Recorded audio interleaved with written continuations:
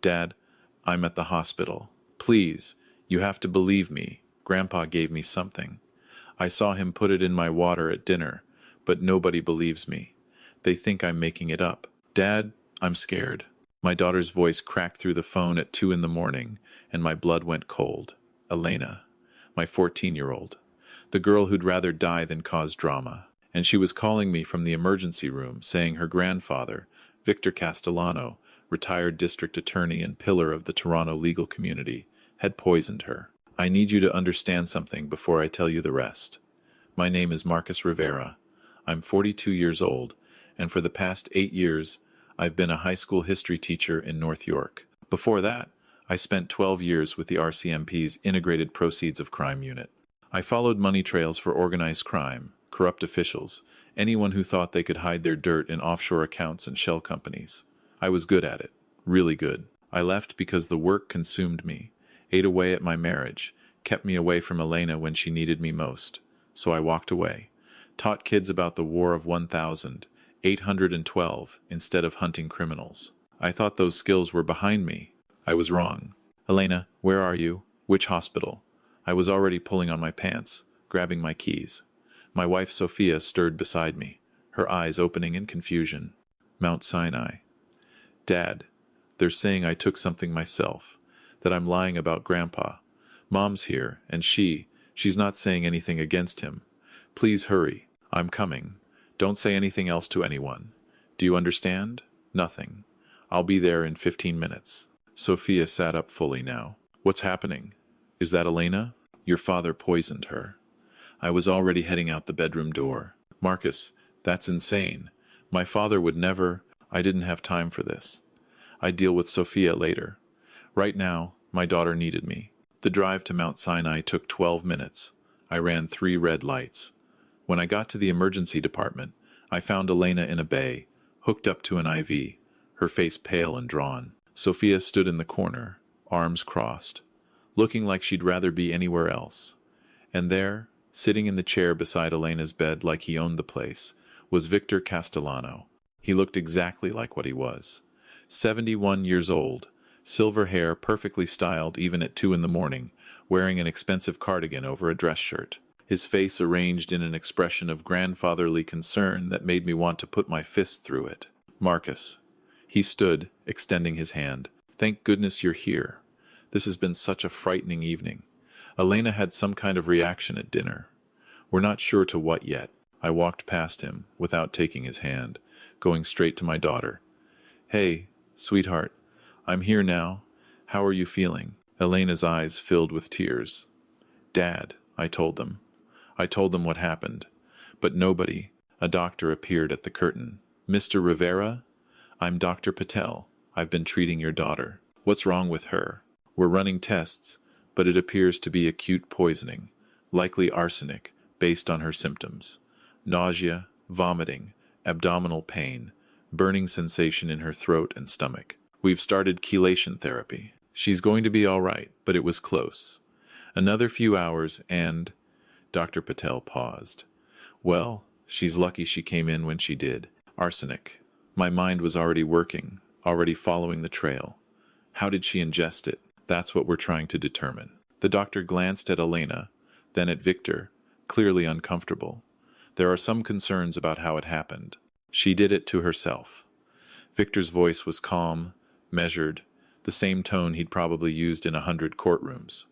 I don't like saying it, but I think Elena's been struggling. There's evidence she purchased rat poison online 3 days ago. It contains arsenic. The police are investigating. That's a lie. Elena's voice was stronger now, anger cutting through her fear. I never bought anything. Grandpa put something in my water at dinner. I saw him, when he thought I wasn't looking. Sweetheart, you're confused. Sophia finally spoke, moving closer to the bed. You've been under a lot of stress with school. Maybe you're not remembering clearly. I looked at my wife. Really? Our daughter is lying here poisoned and you're taking his side? I'm not taking sides. I'm trying to be rational. My father would never hurt Elena. He loves her. Then explain the arsenic in her system, Sophia. Victor cleared his throat. Marcus, I understand you're upset. But let's not let emotions cloud our judgment. The fact is, Elena's laptop shows a purchase order for rat poison from a website called PestGone247. The order was placed 3 days ago. The police have already confirmed it. Something cold settled in my chest. Elena, where were you 3 days ago? Tuesday afternoon? School. I had practice after, remember? I didn't get home until almost 6. What time was the purchase made? Victor looked less comfortable now. I believe around 2:30 in the afternoon. She was at school. She couldn't have made that purchase. Someone used her computer, Marcus. Perhaps she left it logged in, or... No, I cut him off. Elena never leaves her laptop at home during school days. She uses it for class. Every day. I know because I'm the one who bought her that expensive bag to carry it in so she'd be careful with it. The doctor shifted uncomfortably. Perhaps we should let the police sort this out. The police? Of course. I should have known Victor would have already laid his groundwork there. How long have they been involved? There are 2 officers waiting to speak with Elena when she's feeling better, Dr. Patel said. They arrived about 20 minutes ago. Perfect. I need to speak with them. I found them in the hallway. Both constables, young, probably no more than 5 years on the force. They straightened up when I approached. I'm Marcus Rivera, Elena's father. Mr. Rivera, I'm Constable Chen. This is Constable Morrison. We need to ask your daughter some questions about the arsenic poisoning that my father-in-law is claiming she did to herself. I finished. I know. But first, I need to know something. Who called you? The officers exchanged glances. Mr. Castellano did. He provided evidence of course he did. Did he also mention that he was the only other person who ate the butternut squash soup that Elena had tonight? The soup that no one else at dinner touched because apparently everyone else was too full from appetizers? Did he mention that interesting coincidence? Constable Chen frowned. Sir, we're just responding to what appears to be a suicide attempt, or it wasn't a suicide attempt. My daughter saw him put something in her water. She told her mother. She told the doctors. She's telling you. And instead of investigating the person she's accusing, you're here trying to build a case against a 14-year-old girl. Mr. Rivera, I understand you're upset, but Mr. Castellano has cooperated fully with our investigation. He's a respected former DA. He has no reason to harm his granddaughter. And there it was. The reason Victor had gotten away with whatever he'd been doing for all these years. The assumption that authority equals honesty.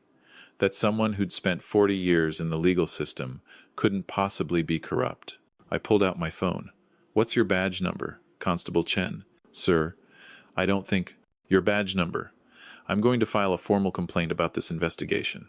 You've taken evidence from the accused, accepted his narrative without question, and you haven't even properly interviewed the victim. So, unless you want internal affairs looking at how cozy you are with retired DAs, I suggest you start doing actual police work. Chen's face flushed.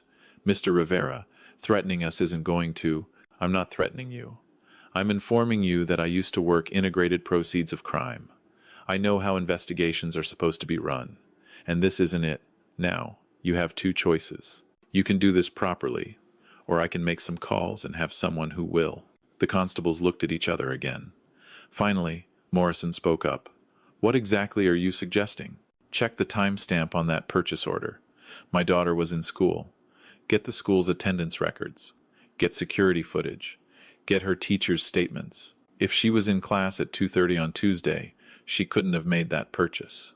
Someone could have used her account, Chen argued, but his voice had less certainty now. Then you need to check where her laptop actually was at 2:30 on Tuesday, which means examining the device itself, not just login records. Check IP addresses, MAC addresses, physical location data. If that laptop was at North York Secondary at 2:30 and someone made a purchase from that account, then someone cloned her credentials or gained remote access, which means someone with enough technical knowledge to do that. Someone who would benefit from framing her. Like her grandfather, Morrison said slowly, catching on. Like someone who needs her discredited before she tells anyone what she saw tonight. I agreed. And you should ask yourselves why a retired DA would immediately call police and provide evidence against his own granddaughter, rather than, say, trying to help her. Unless he was trying to get ahead of her accusation. I left them chewing on that and went back to Elena's bay. Victor was gone, probably giving his statement to someone more senior. Sophia was still there, but she looked shaken now. Marcus, she started. Not now, Sophia. I turned to Elena. Sweetheart, I need you to tell me exactly what happened tonight. Every detail. Start from when you got to your grandfather's house. Elena took a breath. We got there around 6. Grandpa made dinner. That pasta dish he does. The one with all the cheese. And he made soup. He said it was a new recipe. Butternut squash. He kept saying how it was really healthy. How I should try it, because I'd been looking tired lately. Who else was there? Just us. You were at the staff meeting, remember? Aunt Diane was supposed to come, but she canceled. It was just me, Mom, and Grandpa. Okay, go on. So we had appetizers first. These little pastry things. They were really filling. I think that's why Mom and I didn't want soup. But Grandpa kept insisting. He said he'd made it special. Finally I said, okay, just to be nice. He brought out 2 bowls, one for him and one for me. 2 bowls, I repeated. He was eating it too? Yeah. We sat down and he was talking about some case he worked on back in the 90s. I wasn't really paying attention. I was on my phone texting Caitlin about the project we have due. And then Elena's voice dropped. I looked up and I saw him. He had this little bottle, like really small, smaller than my thumb. He was holding it over my water glass, and he tipped it, just a little bit. I saw something go in. It looked like water, but thicker, you know? Like it was syrupy almost. Did he see you watching? I don't think so. I put my head back down real fast. My heart was beating so hard. I didn't know what to do. I thought maybe I was seeing things. Maybe it was nothing. But then he said, drink up, Elena. Stay hydrated. And the way he said it, Dad, it was weird, like he was testing me or something. What did you do? I didn't drink it. I pretended to. Brought the glass up but didn't actually swallow. Then I said I had to use the bathroom. I dumped the water in the bathroom sink and filled the glass back up from the tap. When I came back, Grandpa looked at my glass, and I could see this little expression on his face, like he was disappointed or surprised or something. Then what happened? Then we ate the soup, and about 10 minutes later, I started feeling sick. My stomach hurt so bad, Dad, like something was burning inside me. I ran to the bathroom and threw up. That's when Mom called 911. Sophia had gone even paler. Elena, why didn't you tell me this before? I did, Mom. I told you in the ambulance. I said Grandpa put something in my water. You said I was confused. You said Grandpa would never do that. I thought you were in shock. Sophia's voice was barely a whisper. You weren't making sense. Or you didn't want to believe it, I said quietly. Because believing it means accepting that your father tried to kill his granddaughter. And you've spent your whole life being told that your father is a good man, a righteous man, someone who puts criminals away, not someone who is one. That's not fair, Marcus, isn't it? Your father calls you at midnight to tell you Elena's in the hospital. Doesn't he ask what happened first? Doesn't he express concern? No. His first call is to the police to report that she poisoned herself. He has evidence ready to go. A purchase order. He's already built his narrative. Why would he do that, Sophia, unless he knew exactly what was going to happen and was getting ahead of it? Sophia sank into the chair. This can't be happening. But it was happening, and I was going to prove it. I spent the next 3 hours at that hospital, and I didn't waste a minute of it. First, I called James Yoon, my old partner from RCMP. He was probably going to kill me for the time, but he picked up on the 4th ring. Do you know what time it is, Marcus? I need a favor, a big one. My daughter's been poisoned, and I think my father-in-law tried to frame her for it. I need someone who can pull strings at Toronto Police. What the hell are you talking about? I gave him the summary. When I finished, there was a long silence. Jesus, Marcus. Victor Castellano? Are you sure about this? No, but I'm going to be. Can you help? Yeah, I can make some calls. But Marcus, if you're wrong, I'm not wrong, James. I know I'm not. I hope you're right. I'll call you back in an hour. Next, I went back to the constables.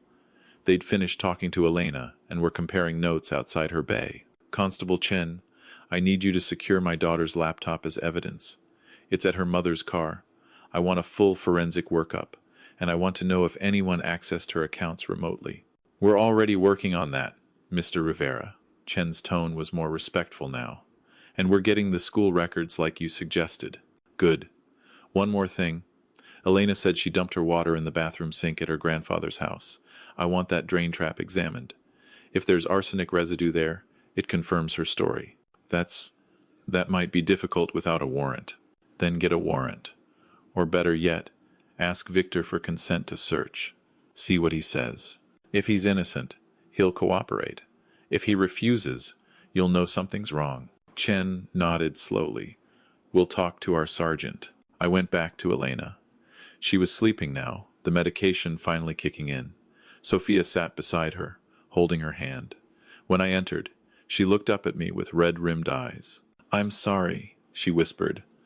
I should have believed her. Yes, you should have. But I understood why you didn't. Your father's been grooming you your whole life, Sophia, making you think that doubt is disloyalty, that questioning him means you're betraying family. I saw him do it when we were dating. Every time you'd disagree with him about something, he'd make you feel guilty. Like you were the problem, not him. He always said I was too emotional, that I needed to think more logically. Like him, that's gaslighting, Sophia. That's what abusers do. They make you doubt your own perceptions. But he's my father. She struggled with the words. He's the person who taught me right from wrong. How can he be a bad person? Because bad people don't always look like villains, Sophia. Sometimes they look like respected DAs with silver hair and fancy cardigans. Sometimes they're the last person anyone would suspect. That's what makes them dangerous. My phone rang. James, talk to me, I said. Okay, I made some calls. Your father-in-law definitely has friends in Toronto police, high-ranking ones. But I got through to someone higher. They're sending a detective from Major Crime to take over the investigation. Someone who won't be influenced by Victor's connections. ETA is about 20 minutes. Thank you, James. I owe you. You owe me a bottle of very expensive scotch and an explanation for why you didn't call me sooner when you suspected something was wrong with your family. Deal. True to James's word, 20 minutes later, a detective showed up. Her name was Angela Park, and she looked like she'd seen everything twice and wasn't impressed by any of it. She listened to my summary without interrupting, then nodded once. All right, here's what's going to happen. I'm going to talk to your daughter. Then I'm going to talk to Mr. Castellano. And then I'm going to get that warrant for his house, and we're going to see what's in that drain trap. If there's arsenic there, we've got reasonable grounds for a full investigation. You believe her, I said. It wasn't a question. I believe evidence, Mr. Rivera. But I will say this. I've been doing this job for 18 years, and in my experience, when someone immediately tries to discredit the victim and control the narrative, they're usually hiding something. Your father-in-law's behavior raises flags. Big ones. Park interviewed Elena for 30 minutes.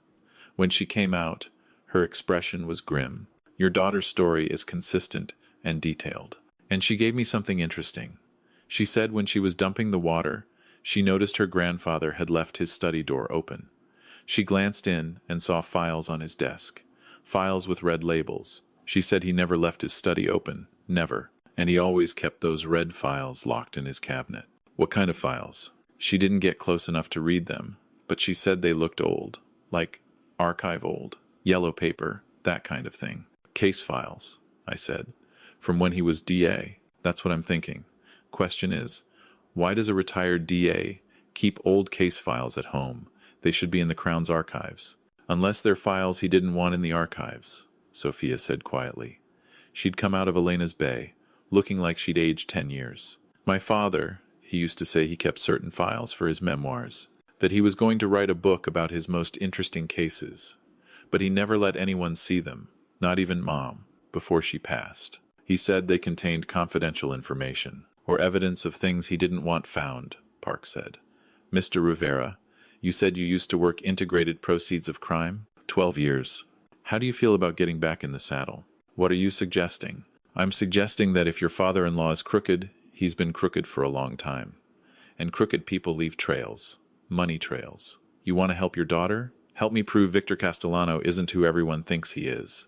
I looked at Sophia. She nodded. Tell me what you need, I said. Over the next 72 hours. I remembered why I'd been good at my job, and why I'd burned out doing it. Detective Park got her warrant. They found arsenic residue in the bathroom drain trap at Victor's house. Not just traces, significant amounts. Enough to confirm Elena's story. They also found the small bottle she'd described, hidden behind cleaning supplies under the kitchen sink. It still had traces of arsenic solution in it. Victor was arrested, but he made bail within hours, his lawyer already spinning the story. Elena must have planted the evidence. She must have put the arsenic in the drain herself to frame him. It was absurd, but his lawyer sold it hard, and people who wanted to believe Victor was innocent grabbed onto it. The laptop forensics came back. The purchase order for rat poison had been made from Elena's account, but the IP address was wrong. It showed the purchase coming from a coffee shop in Yorkville, nowhere near the school. And the MAC address didn't match Elena's laptop. Someone had cloned her credentials and made the purchase remotely. Who has that kind of technical skill? Park asked me. Someone who can afford to hire someone with that skill, I said. Someone with money to spare, which brought me to the part I was good at. Following the money. Victor Castellano had been DA for 40 years. His official salary was public record. Comfortable, but not extravagant. Yet he lived in a $3 million house in Forest Hill. He drove a Mercedes. He'd paid for Sophia's law school with cash. No loans. He took 3 international vacations a year. Where was the money coming from? I started with property records. Victor had owned his house for 30 years, bought it for a fraction of what it was worth now. But there were 3 other properties in his name. A condo in Mississauga, a cottage in Muskoka, and weirdly, a commercial property in Scarborough, some kind of warehouse. The warehouse was the interesting one. Victor had bought it 22 years ago through a numbered company. The company had no employees, no operations, nothing. It just owned the warehouse. And every month, like clockwork, the company paid property taxes and utilities. But there were no lease agreements on file. No one was renting it. So what was it for? I dug deeper. The numbered company's bank accounts showed regular deposits. Not huge amounts. 5,000 here, 10,000 there. But consistent. And they came from other numbered companies. Shell companies, probably. Following those trails would take time, but I could already see the pattern. Money laundering, most likely. But from what? I pulled up Victor's old cases. All 40 years' worth. The Crown's office was surprisingly helpful once Detective Park made the request. They sent over case files, conviction records, everything. I spread them out on my dining room table and started reading. Sophia helped, though I could see it was killing her. Every file was proof that her father, the man she'd idolized, might be something else entirely. We found the pattern around hour 6. Cases that should have gone to trial but didn't. Plea deals that made no sense. Drug dealers who got slapped wrists. Organized crime figures who walked on technicalities. There, Sophia pointed at a file from 1998, Anthony Moretti. He was caught with $2 million in cocaine. Dad offered him a deal. 3 years if he gave up his supplier. But he never gave anyone up. He just took the 3 years and walked. And look at the notes. Dad wrote that Moretti was cooperative, but there's no record of any cooperation. No testimony, no information, nothing. I checked the dates. 2 months after Moretti took his plea deal, Victor bought the warehouse. Coincidence? Sophia asked. I don't believe in coincidences. We found 6 more cases like it. People who should have done serious time but didn't. All of them connected to organized crime. All of them walking away with light sentences or dropped charges. And every time, within a few months, Victor's bank accounts showed deposits or new assets. He was taking bribes, Sophia said. All those years, he was letting criminals go for money. It looks that way, but why try to kill Elena? That doesn't make sense. Even if she saw the files, she's 14. She wouldn't understand what they meant. Unless she heard something she shouldn't have, I said. Elena mentioned your father was on the phone when she got to his house that night, before dinner. Who was he talking to? We called Elena, now back home and recovering. She thought for a moment. I don't know who it was, but Grandpa sounded worried. He kept saying things like, I handled it before, I'll handle it now, and they can't prove anything after this long. And then he said something about files. He said the files are secure, they'll never find them.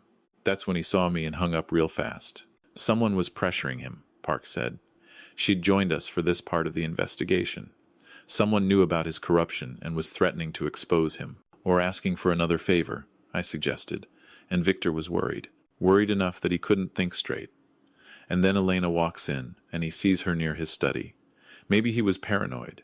Maybe he thought she saw more than she did. Or maybe, the thought crystallized, maybe he needed money, fast, for something big, and he couldn't access his hidden accounts without raising flags. But Elena had a trust fund, Sophia finished, her voice hollow. My mother set it up before she died. $500,000. Elena can't touch it until she's 21, but the trustee is Victor, I said. As her grandfather, he manages it. Oh my God. Sophia sat down hard. He was going to kill her for her trust fund, his own granddaughter? If he made it look like suicide, he could probably convince a court to release the funds to cover funeral expenses, estate settlement, whatever story he sold. And with Elena gone, there'd be no one to contest it, no one to ask uncomfortable questions about why he needed that money. What does he need it for? Park asked. I think I know, I said, pulling up my laptop. Those deposits to the numbered company, they stopped 6 months ago. Just dried up. Which means whoever was paying Victor off stopped. Why would they stop? Because they got caught, Sophia said. Or died. Or they're demanding he pay them back. Blackmail works both ways. I dug into recent organized crime arrests in Ontario. It didn't take long to find it. Raymond Volkov, I read aloud. Arrested 4 months ago on racketeering charges. Major player in the Toronto Russian mob. And guess who prosecuted his brother back in 2003? Victor, Sophia whispered. Victor. Who gave the brother a sweetheart deal despite evidence of murder, extortion, and drug trafficking? I bet if we dig, we'll find Victor's been on the Volkov payroll for 20 years. And now that Raymond's arrested, he's probably threatening to expose Victor unless Victor pays him enough to make his legal problems go away. How much would that cost? Millions.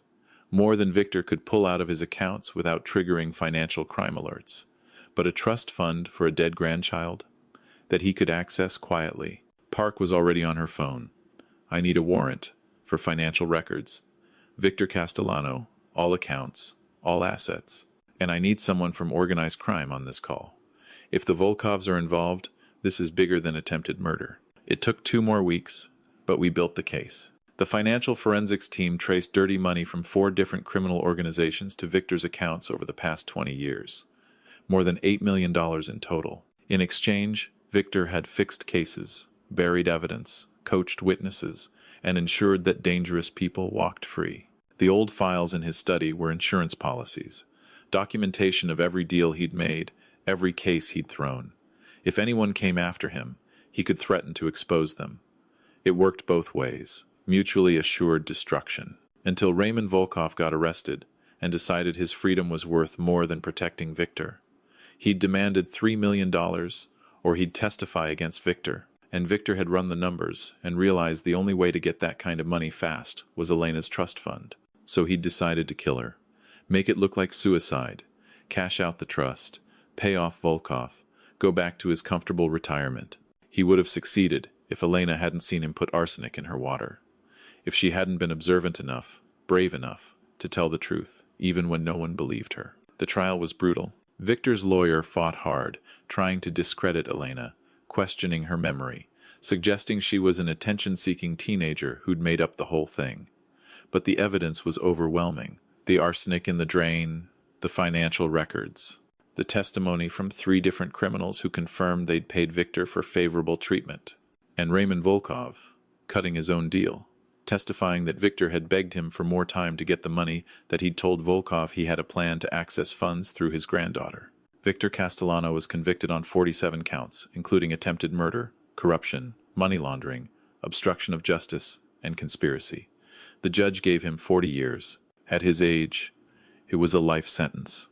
I am deeply troubled by what I've learned in this courtroom, the judge said at sentencing. You were entrusted with one of the most sacred responsibilities in our society, the pursuit of justice. Instead, you corrupted that office for personal gain. You let dangerous criminals go free. You betrayed victims who trusted the system you represented. And when your crimes caught up with you, you attempted to murder your own granddaughter, a child, to save yourself. You are a disgrace to the legal profession and to basic human decency. I hope your remaining years give you time to reflect on the harm you've caused. Victor showed no emotion. Even as they led him away, his face was blank.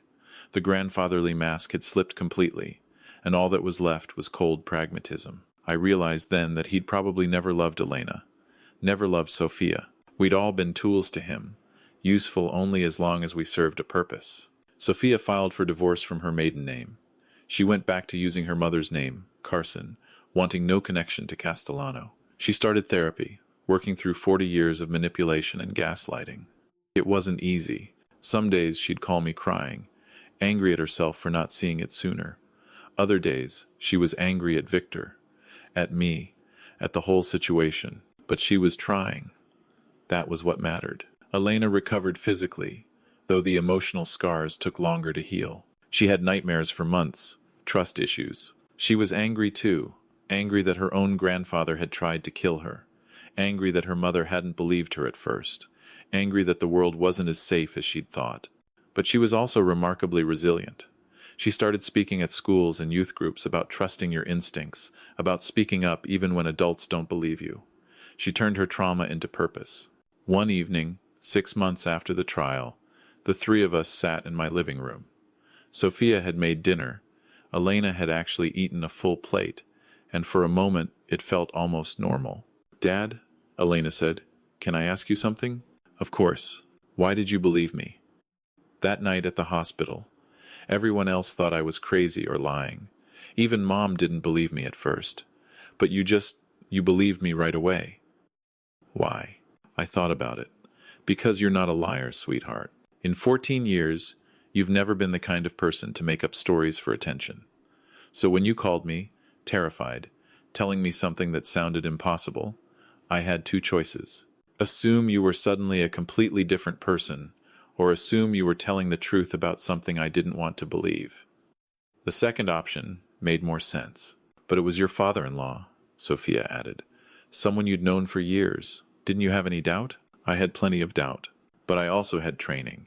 And one of the first things they teach you in financial crime investigation is that the most trusted people are often the most corrupt. Because trust is a currency. People use it to hide in plain sight. Victor spent 40 years building trust, building a reputation, so that when someone accused him, everyone's first instinct would be to doubt the accuser, not him. It's not fair," Elena said, "that people believe someone just because they're important or respected or whatever. No, it's not. But it's reality, which is why you have to be smarter. You have to build your case, find evidence. Don't just expect people to believe you because you're telling the truth. Show them why they should believe you." Elena nodded slowly. "Is that what you did? Built the case against Grandpa?" "That's exactly what I did. Every financial record, every case file, every piece of evidence. I built it piece by piece until the truth was undeniable. That's how you fight corruption, sweetheart. Not with accusations, but with proof." Sophia reached over and squeezed my hand. "Thank you," she said quietly, "for not giving up, for believing Elena when I didn't, for everything. We're a family," I said. "That's what we do." And we were. Not the family we'd been before, with Sunday dinners at Victor's house and the illusion of multi-generational harmony, but something real, something built on truth instead of comfortable lies. I went back to teaching that fall, but I also started consulting for the RCMP on cold cases. Turns out, 12 years of experience doesn't just disappear, and they needed people who could follow money trails through the increasingly complex world of cryptocurrency and offshore banking. I could do that from home, on my own schedule, and still be there for Elena when she needed me. It was the balance I'd been looking for when I left all those years ago. Important work that mattered, but not at the cost of my family. One afternoon, I was grading papers when Elena came home from school. She dropped her bag by the door and flopped onto the couch beside me. "Dad, can you teach me how to do what you do? The financial investigation stuff?" "What brought this on?" "I've been thinking about careers, and I want to do something that matters, something that helps people who can't help themselves, like you did for me. You're 14, Elena. You've got time to figure out what you want to do. I know, but I want to learn now, because the thing is, if I'd known what to look for in Grandpa's files, if I'd understood what I was seeing, I could have told you sooner. Maybe we could have stopped him before he tried to, before he tried to kill you." I finished gently. "Sweetheart, that's not your responsibility. You were a kid. You are a kid. You're not supposed to be investigating your grandfather's crimes. But I want to be able to next time. Not with Grandpa, obviously. But if I see something wrong, I want to know how to prove it. Like you said, build the case. I want to learn how to do that. I studied my daughter. She was still pale, still healing, but there was determination in her eyes that reminded me of myself at that age. All right, I said. I'll teach you, but on one condition: you focus on school first.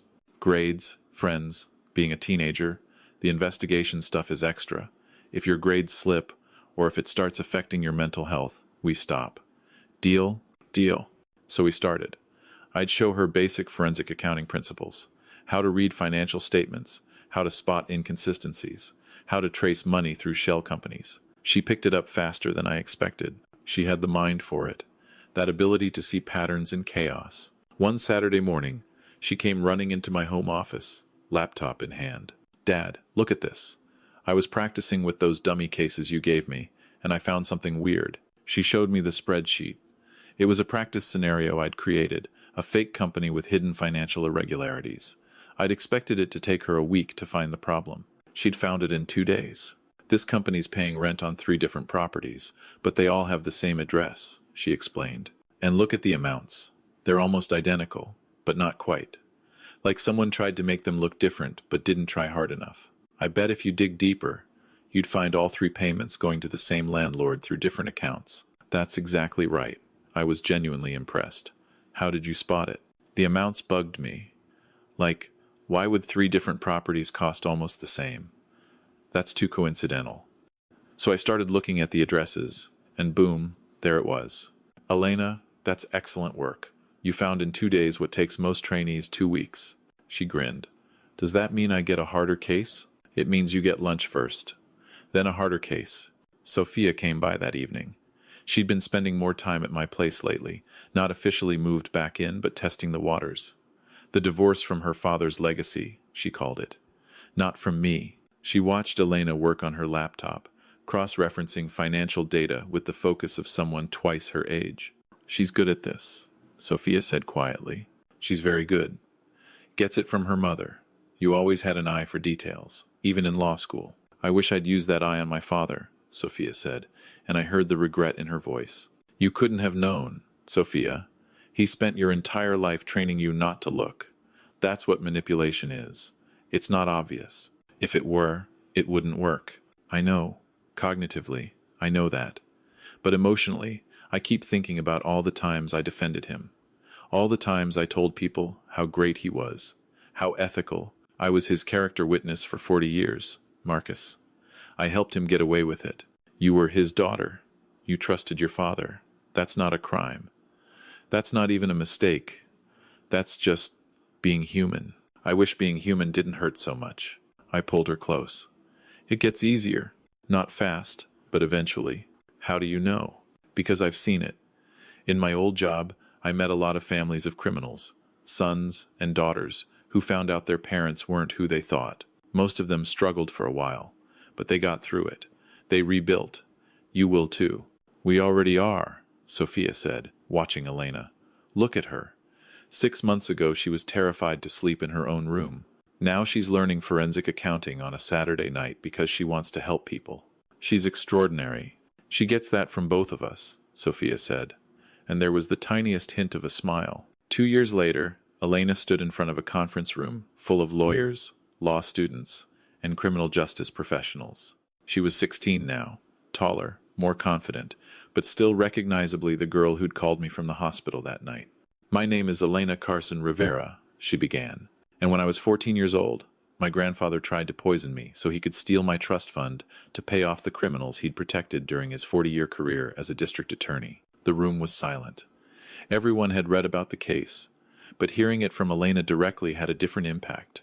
I'm here today because I want to talk about 3 things: trust, evidence, and speaking up, because all 3 of those things saved my life. She told the story. The dinner, the phone call, the hospital, the investigation. She didn't shy away from the hard parts, like her mother initially not believing her, or the police taking her grandfather's side, or the weeks of nightmares afterward. But here's what I learned, she said. First, trust your instincts. When something feels wrong, even if you can't explain why, pay attention to that feeling. I saw my grandfather put something in my water. Part of me wanted to believe I was imagining it, that there was an innocent explanation. But I trusted what I saw. That trust saved me. Second, evidence matters. My dad taught me this. Truth isn't enough on its own. You need proof. You need documentation. You need to build a case so strong that people have to believe you, even when they don't want to. If my dad hadn't known how to trace the financial records, how to connect the corruption to the attempted murder, my grandfather might have walked free. Truth plus evidence equals justice. Third, speak up even when it's hard, especially when it's hard. I was 14, in a hospital, with police officers and doctors telling me I was wrong about what I'd seen. My own mother didn't believe me at first. It would have been so easy to just agree with them, to doubt myself, to stay quiet, but I didn't. I kept saying what happened. I kept insisting someone listen, and eventually, the right person did. She paused, making eye contact around the room. I know some of you will work in positions of authority. Prosecutors, judges, police officers. Others will work in finance, or government, or any number of fields where you'll have power over people's lives. And I want you to remember something. Corruption doesn't always look like a villain twirling a mustache. Sometimes it looks like a respected grandfather with silver hair. Sometimes it's the last person anyone suspects. Sometimes it's someone you love. So when a kid tells you something bad happened, believe them. When the evidence doesn't match the narrative, dig deeper. When someone with power is acting defensive, ask why. Don't let authority be a shield for wrongdoing. Don't let trust become a weapon. And if you're someone without power, someone young or scared or uncertain, I want you to know this. Your voice matters. Your truth matters. Even if no one believes you at first, keep speaking. Find the person who will listen. Build your evidence. Don't give up. Because justice isn't just about punishing criminals. It's about believing victims. It's about following the truth wherever it leads, no matter how uncomfortable. It's about choosing evidence over assumptions and courage over convenience. The room erupted in applause when she finished. I stood in the back, my eyes burning with tears I wouldn't let fall. Sophia stood beside me, gripping my hand so tight it hurt. "That's our daughter," she whispered. Yeah, she is." After the conference, we took Elena out for dinner. She was exhausted but exhilarated, still buzzing from the adrenaline of public speaking. "How did I do?" she asked for the third time. "You were perfect," Sophia assured her. "You're going to inspire so many people, Elena." "I hope so. Because the thing is, Dad," Elena turned to me, "there are so many kids like me. Kids who see things they shouldn't, who know something's wrong but no one believes them. If I can help even one of them speak up, or help one adult listen better, then maybe something good came out of what Grandpa did." "Something good did come out of it," I said. "You, not just surviving what happened, but using it to help others. That's extraordinary, sweetheart." "I learned from the best," she said simply. We ate and talked, and for a little while, we were just a normal family having dinner. Not a family marked by attempted murder and corruption trials. Just parents proud of their kid, and a kid becoming the person she was meant to be. Later that night, after dropping Elena at Sophia's apartment, I drove through the quiet streets of Toronto. The city looked different to me now. I'd spent 12 years investigating the darkness hiding in plain sight, and another 8 trying to forget it existed. Now I was back, but on my own terms. My phone rang. James Yoon. "Hey Marcus, you got a minute?" "Always." "What's up?" "We've got a case I think you'd be interested in. Suspicious financial activity at a provincial government office. Money moving through accounts that shouldn't be connected. Could be nothing. Could be another Victor Castellano situation. Want to take a look?" I thought about it. About Elena learning forensic accounting at my dining room table. About the families like mine, trusting people who didn't deserve it. About all the cases that fell through the cracks because nobody thought to follow the money. "Yeah," I said. "Send me what you have. I'll take a look, because that's what we do. We build the cases. We find the evidence. We speak up even when it's hard. We trust, but we verify. And when the people we trust betray us, we make damn sure they face consequences. That's justice. Not perfect, not fast, but real. And sometimes, if we're lucky, it saves lives."